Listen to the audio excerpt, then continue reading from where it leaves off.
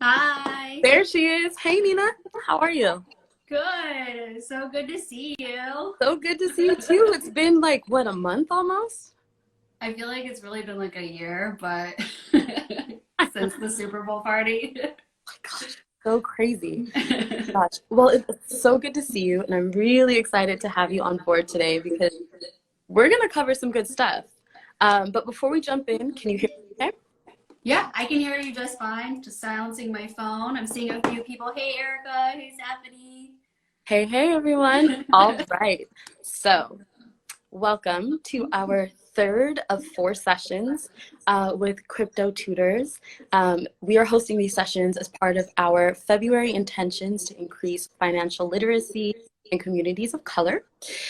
We have partnered with Crypto Tutors to bring you this awesome content to help you learn more about cryptocurrency and understand how you could potentially start leveraging it as a tool within your wider financial plans. So I'm joined today by a very special guest. I will let her introduce herself in just a second. But before we do, figure we'll just let you know what's going on today. We're going to spend the next hour or so getting to know our guest, learning more about her company, Crypto Tutors, and then talking about a few of the things that have come up during the week in the world of cryptocurrency, and about NFTs specifically. So with that being said, why don't we kick off with introductions? Can you tell everyone your name, what you do, and maybe a fun fact about you that is unrelated to work? Absolutely. Hi, everyone, and thank you so much for having me. I really appreciate everything that Undertones does, and I'm a huge advocate of diversity and helping women and giving access to information to everyone, no matter, their backgrounds. It's really how we're going to be able to raise all tides. So thanks so much. But my name is Nina Blankenship, and I am the co-founder of Crypto Tutors along with Lisa and Moetti. So you can check out cryptotutors.com if you want to learn more about a little bit about our backgrounds. But a fun fact about me is that even though I'm from Florida, I went to the University of Florida.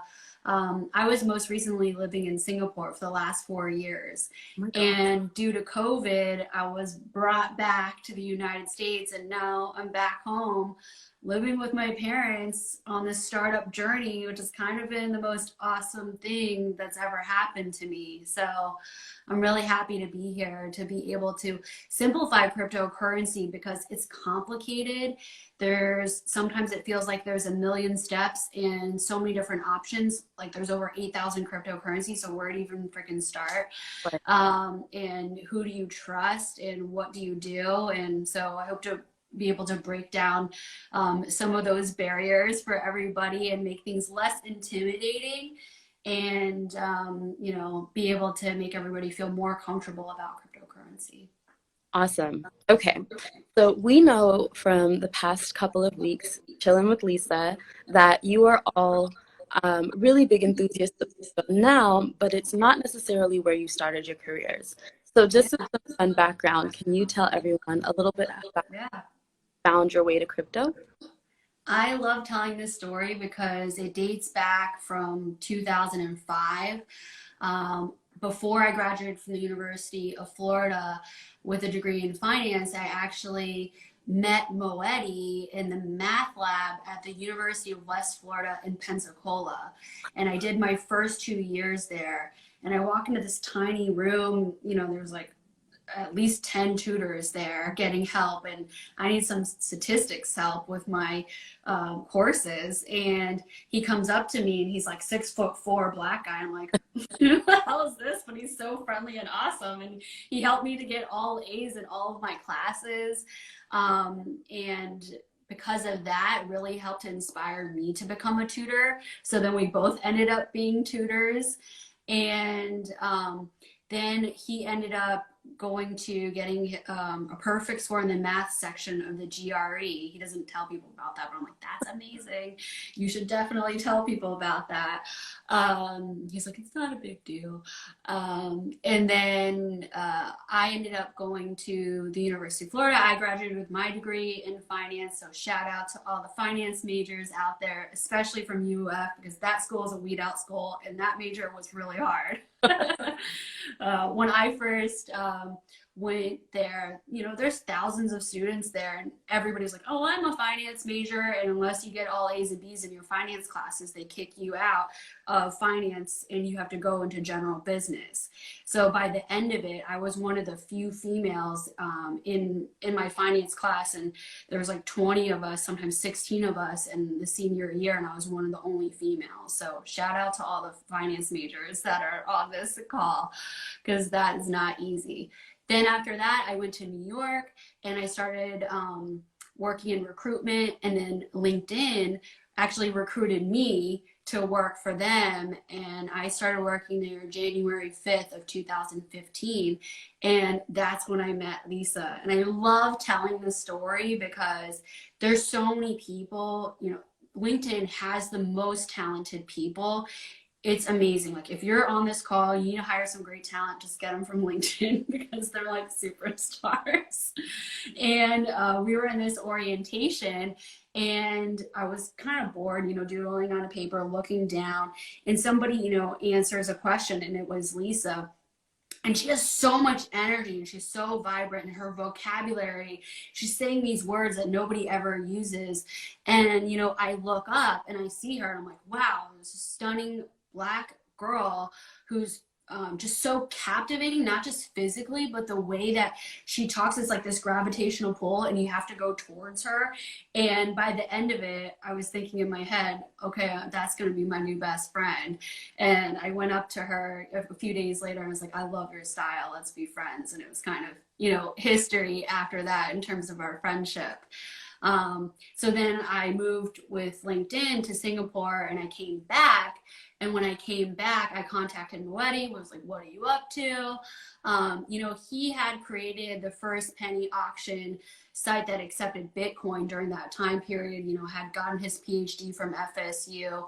And Lisa and I, even though I have some like basic finance background, more so because if anybody went to UF, it's very theoretical. You know, how do you calculate math problems by hand?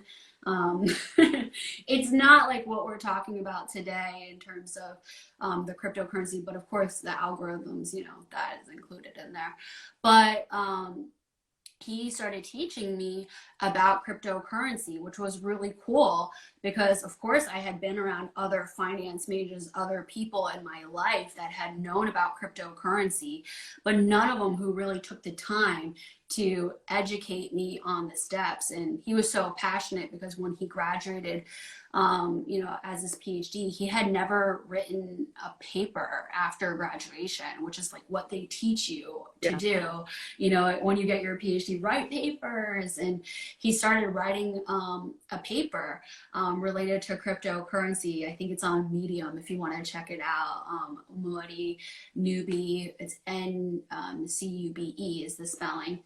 And you know, he started walking me through, and as he was walking me through, he's like, oh yeah, there's like 5 steps. And I was like, okay, you know, like teach me how to do it. And then as I went through the process, I'm like, there are not 5 steps, Marty. There's like 50.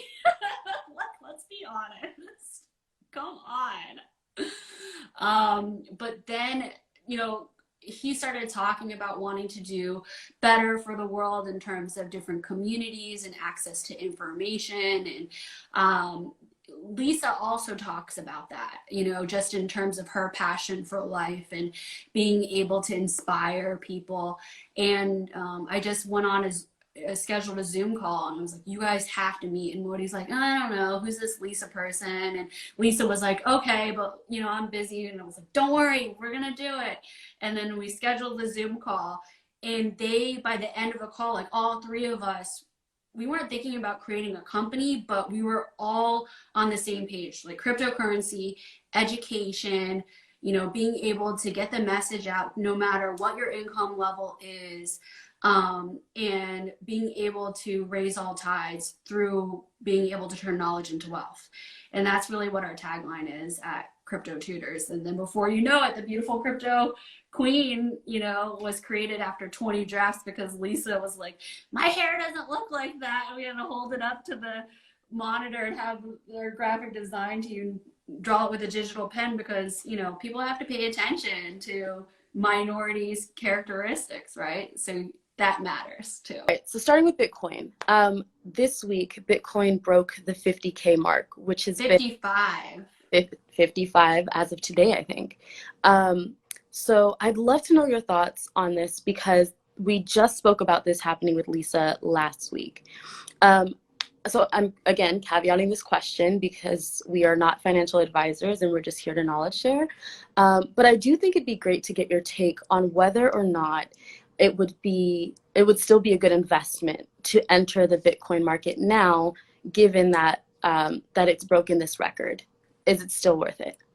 Absolutely. So it's really funny that you asked that. If you check out our YouTube channel at Crypto Tutors, we have a music video, and the lyrics in our song reference Crypto Tutors at 40 thou. Well, that was a second edit. The first time we wrote that song, it was at 20,000, right? And so now it's over, like, thanks Adam, at 56,000, right? So I will say that I don't know what the future has to hold, but I can just tell you about what I think and my perspective on things, because I'm not a financial advisor, but when you think about Bitcoin being limited, everybody wants something that's limited. Right. And so if something only is being produced at 220 million and it's getting closer and closer to that, well, what's going to happen once it's actually at its peak? So just think about it in terms of the scarcity. Everybody's going to want it. And it's, anticipated to even go over 200,000 in terms of the price. So I guess it just depends on how much time do you have in terms of your investment, because one of the things when we looked at women in terms of their investments versus men, and we're asking, like, why is it that women don't invest as much in cryptocurrency versus men? Well, it's because women prefer different time periods in their strategy, and they also prefer less volatile strategies. And I was talking to a guy about this, and he's like, well, if Bitcoin's going to go up to 200,000, then what does it matter? Just like invest it and leave it in there. And I was like, well, some women can't handle like when it drops by 20% in one day. Like, that's just them. That's just their strategy. And some guys, some people have diverse communities, and some people, they just don't want to do it no matter what. And some people, their time period in terms of their definition of long term is different. Like, you may think long term for you could be 6 months. Another person may think that's 10 years. So it really depends on your risk tolerance, and then the time period of which you want to be in and out of a situation, right? But I will just say that I always believe in diversifying no matter what. And the world is going to a digital currency. And I don't just mean by paying with your credit card, online and paying stuff. I mean like a whole other system, not just through US dollars, right? So I definitely am a strong proponent of Bitcoin, but on the other side, Bitcoin isn't the only option. There's 8,000 cryptocurrencies. And if you're looking for something like with a 10x return within, a few months, maybe Bitcoin is not for you. Maybe you want something more high risk, right? So it really just depends on what your situation is and what you want to try out. Got it. Speaking of other options for crypto, I know Ethereum has become one of the most popular altcoins out there. The same question goes for Ethereum because it also had a record-breaking week. Is it still worth investing in that if maybe they don't want to spend the money on Bitcoin? Yeah, it's funny because a lot of people who are advocates of Bitcoin, like super Bitcoin advocates, are not advocates of Ethereum, and like vice versa. It's so funny how that is. I personally wasn't really interested in Ethereum until I started learning about NFTs. And so maybe I can go into that, because when you purchase or you create an NFT, you have to buy Ethereum to be able to use it. So now I'm definitely a proponent of Ethereum, but before I didn't really care so much about Ethereum, you know? Awesome. Yeah, no, I'd love to talk more about NFTs, and which, is an acronym for non-fungible tokens.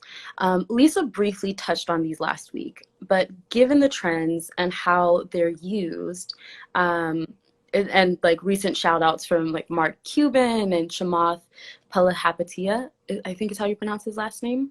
I think it would be really cool to just dive into that a little bit more. For those who missed last week's session, can you give an explanation of what an NFT is? Absolutely. And I want to give a shout out to 3 different people. One of them, he's never even spoken to me, but I read his article online. It was really helpful. So check out Ask Casimir. Mostly she's on Twitter. Another guy that I spoke to today was at Black Dave. He was really helpful. And then a writer, I read his article, is William N. Peaster. And I really recommend these 3 people, but definitely Ask Casimir, amazing. And so basically how I would define, and I'm going to give you an example, is about an NFT. It is a digital token, and sometimes it's intangible, right? This could be an image, it could be a song, it could be a 3D animation GIF type of thing. It could also be a skin that's used in a video game. There's many different formats of it. Before I go into it, let me give you like an analogy. So for all the like sneakerheads and people that are really into collectibles here, this is for you. Or if you're an artist, or if you just want another passive revenue stream and you find that you're creative, you can actually make money through selling your NFTs. And how I would describe this is that, for example, everybody knows there's a lot of hype whenever new sneakers come out, and then there's a secondary market. So for example, if Nike or Air Jordans or whoever it is, they come out with a new sneaker and everybody goes to the store and they buy it, and then they never wear the sneaker, but they have it, right? And then there's a secondary market where these people who went to the store and they bought it, they go and they resell it. Well, in that scenario, none of those companies actually get a percentage of those sales, right? And so NFTs, how I describe them, is like a digital asset, like an image, a song, a 3D animation GIF, or a skin for something in like a virtual reality world. One movie I think that will really help people to understand things. On Netflix, there's this documentary about Second Life. It's crazy. But it gives you an idea. If you have no idea what I'm talking about, go check that out. But it's even better than that, because with NFTs, there's a second component of it where it's backed up by the Ethereum blockchain. So people cannot replicate it, which in that documentary, there was a woman who lost her whole entire revenue stream because there was an issue with Second Life, and people were copying what she was making and then she was selling within that game. But I lost my train of thought here, but basically what I was saying is that, if you created an NFT, you can sell it and you can make money through Ethereum. Then again, if somebody else sells it after they buy it from you, you actually can get a percentage of royalties from those resales. Okay. And you can set that up. And a couple platforms, they call them minting, kind of like, you're minting money. Yeah. And that is 3 different companies: OpenSea, Nifty Gateway, and Rarible. I would highly recommend checking those places out. And it's pretty easy in terms of what you do. All you do is you upload an image or even a GIF that's up to 30 megabytes. You put your description in there, you put what percentage royalty you want to receive if it is sold again. You can have a bunch of items, whether it's one or maybe it's 10 or 100, and you can have a set. And you know it's definitely like this feeling where people are like, I collected it. I'm one of 10. There's no other ones that are like this, and nobody can copy me, and nobody can have this exact same one. It's mine. And they feel a sense of ownership. And then other people, you could imagine this, especially when you're in a video game, people seeing that type of whatever, it's like some cute animal that maybe they bought as an NFT, I was talking to a guy, and he was like this oink pig that he does through an NFT, and then he puts it into like a virtual reality world, and people are like, oh my god, I'm the one who got that. Or maybe you're playing with somebody else like on a team that has that, or maybe it's just something really badass that you wanted, and you're able to show it off. So kind of like remember when Candy Crush came out? Yeah. And then all of a sudden you like lost a bunch of lives, and then you had to pay to get more lives. And I was like, who the hell is gonna do that? It's kind of like that in a way, right? Yeah, for sure. That's so cool. So, actually, Lisa's in the comments. Hi, Lisa. And she mentioned that with Nifty Gateway, there are higher fees, but the UX is really simple. Are there any like high-level pros and cons that come to mind when you think about the 3 NFT platforms that you just mentioned? I haven't used all of them, so I don't know. I know that Casimir really recommends Rarible, but I've seen a lot of people start out with OpenSea, and I think a lot of press has been given to Nifty Gateway. I'm trying to think about, I think more importantly than picking the platform, it's really important when you're thinking about if you're going to create your own NFT, which I'm in the process of right now. I'm thinking about what kind of NFTs I want to create, because I have some ideas related to 3D animation that I want to do. And even Crypto Tutors, we're coming up with a line of many different crypto types of songs that we're producing. So you can check that out on our YouTube channel to hear the full song. But when you come up with a collection, you kind of want to make it like a set. So for example, if you check out Ask Casimir, you can see that all of her or most of her NFTs are about sneakers, and it's geared towards the sneakerheads. Other people that I talk to, it's like in the same kind of genre, right? That people want to buy these items.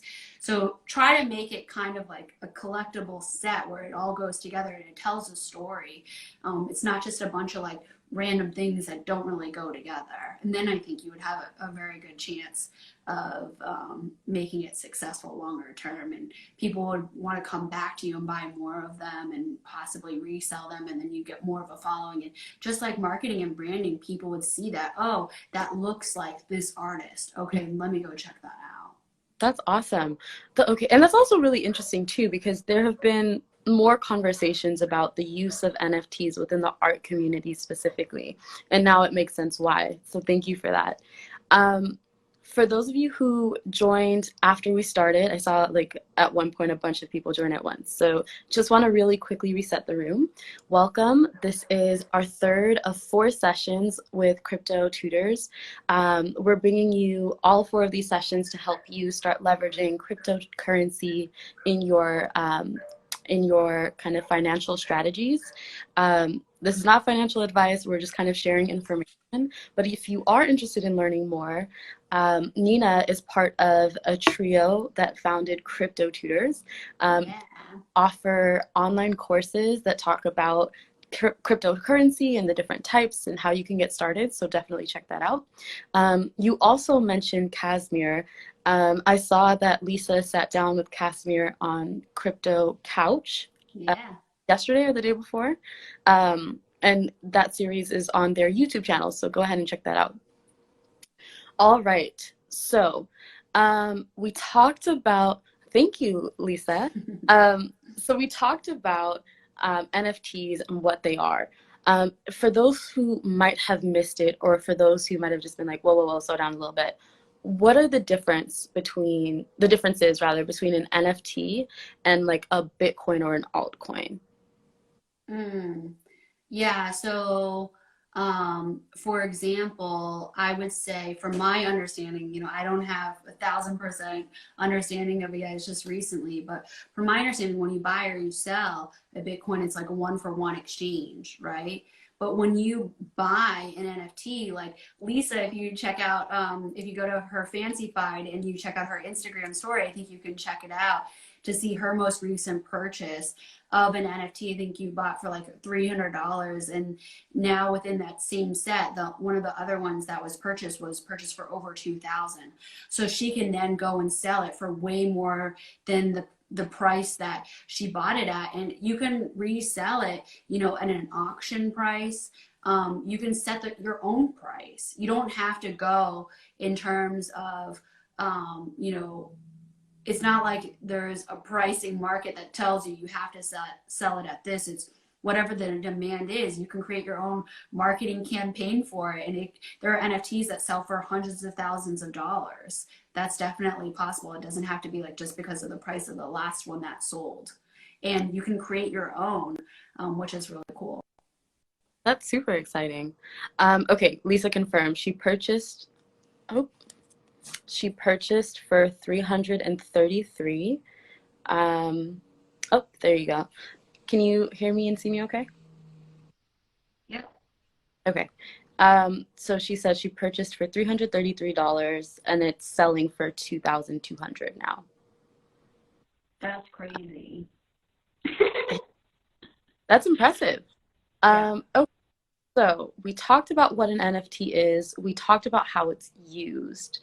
Um, so I want to open it up to questions from the audience. And so if anyone has a question, go ahead and drop those into the comments, and we will get to those in just a sec. But before we do, we always end these sessions by asking the same question, which is, how do you aim to live equitably in your own life? So I would love to hear your answer to that. Yeah, and I would love to ask everybody who's on this live stream, just curious if they're invested in cryptocurrency. Please write, yes or no in the comments, because if you're feeling stuck, you're not sure, where to start, you can definitely follow us at Crypto Tutors and let us help you get started on your crypto journey. But I would say, the number one thing that really prevents people from being behind, besides stubbornness, because some people are just stubborn, is just the access to information, right? And how we can all turn knowledge into wealth is by challenging each other. It's uncomfortable, as Moetti, our business partner, says, in the e-learning course that we have on our website. If you go to cryptotutors.com, we have a course called Making Money While You Sleep. And we created this course because a lot of women, they just want to know, how can I put my money in and like not really look at it and have to worry about it. So we talk about, specific coins that you can invest in, and how do you move your money. Every click, every step of the way is in that course. And having access to information and really trying to upskill yourself. I mean, as a female personally, I always want to know about, what's going on in the financial world. I don't want to be left behind. Yeah. And I think everybody on this call probably agrees with me that you always want to be learning more, so that way if there's a latest trend, you're not feeling like you missed out, and you at least know what they're talking about. Even if you're not financially invested in crypto, at least you're educated and you're able to join in on that conversation and voice your opinion, regardless if you agree or you disagree. So definitely turning, knowledge into wealth is our number one goal, and, my personal goal as well. That's awesome. I see a couple of people responded to your question saying know they're not invested in crypto yet, but they would like to learn. Lisa is saying that you got her involved. Kiana's telling everyone that I got her involved. I definitely did. I'm a huge crypto fan. So I think for the people that want to know more, can you tell them like where they can find out more about you, and potentially like what courses are available to them now? Yeah, absolutely. So if you want to reach out to me, you can reach out to me through LinkedIn. I'm very active on there. If you want to set up like a 15-minute chat, I'm always happy to do that with people. You can email me, give out my email on your live stream. It's nina@cryptotutors.com. If you send me your availability for the next a couple time slots for the next 2 weeks, I can get back to you and we can set up a quick 15-minute chat to go over it. So Stephanie, definitely reach out to me, send me an email. I'd love to chat with you because you're in real estate. You need to know what's going on, Yes. you know?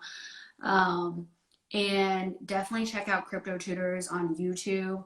We are interviewing the latest trailblazers all about cryptocurrency and blockchain.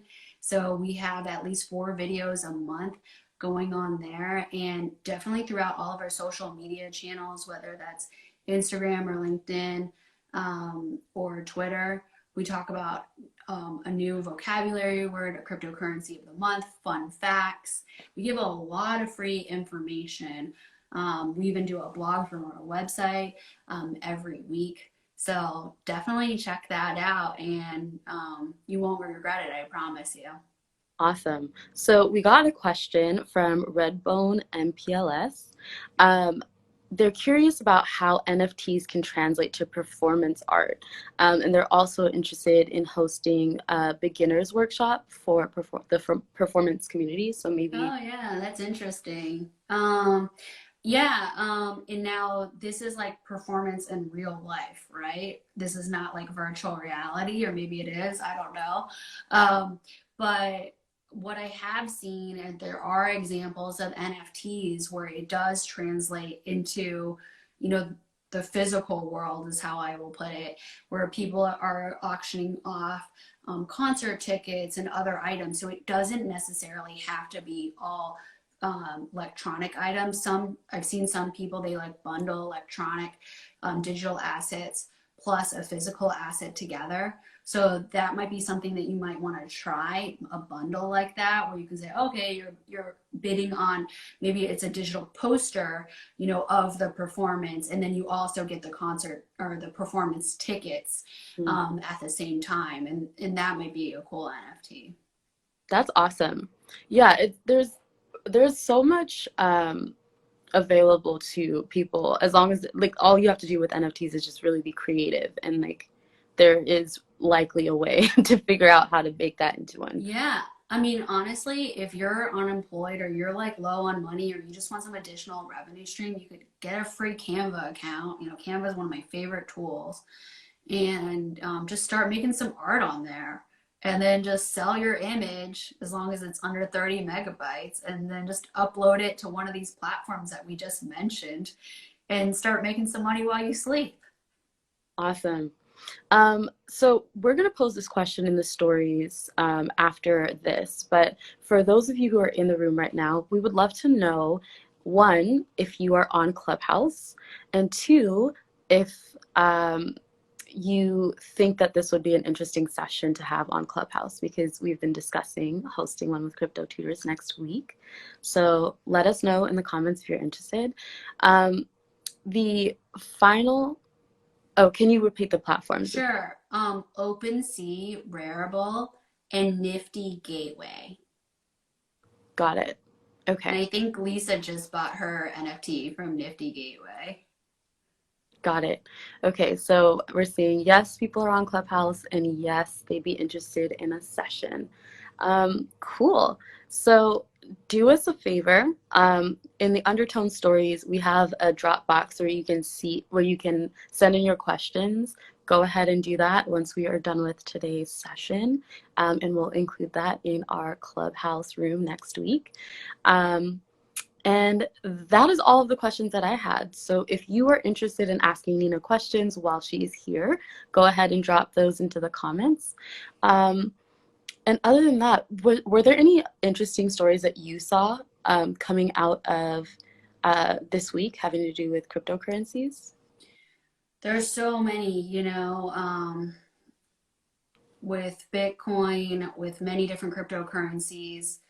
But I think one of the biggest topics that really isn't talked about enough, I would say, pay attention are to the cryptocurrencies that offer staking. Staking is another way to make money while you sleep, passive income. And it's kind of like getting dividends. So within Crypto Tutors, we have a tutoring topic called staking. And, it's $100 for 1 hour and you can learn about it. And not like, for example, Bitcoin doesn't offer staking. Right. And these are paid daily. And some of them are paid every 3 days or every week. So it really depends on which one that you do. But if you can get in with a cryptocurrency that offers staking, that'll be really good because that doesn't really matter so much in terms of the price fluctuation. You still get the interest, which is through staking. Yep. And so like every single day you wake up and you have new money in your account and you're like, sweet. So it's one of the things that I would recommend to really diversify and not just have only Bitcoin or only Ethereum, because those two actually don't offer any staking and you got to be making money while you sleep. Definitely. And there's so many interesting ways that cryptocurrencies are being leveraged both here and abroad to kind of build equity and help to kind of fight against things like hyperinflation.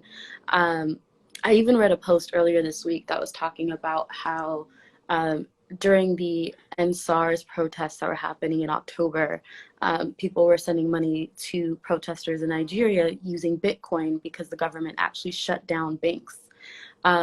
So Bitcoin has cryptocurrencies in general, I should say, have such an interesting future. And it's definitely worth getting on that train and learning about it now. All right, y'all. Definitely drop your questions into the question box in our stories for next week. Nina, thank you so much for joining us today, and we will talk to you soon. Absolutely. Bye, everyone. If you have any questions, just email me. Actually, that's not okay. Well, that's the website, Crypto Tutors, but my email is nina@cryptotutors.com, or follow us at our YouTube channel, Crypto Tutors. We have awesome music videos and videos with trailblazers. So always happy to welcome the discussion and up level everyone. Thank you. Bye. Bye, everyone.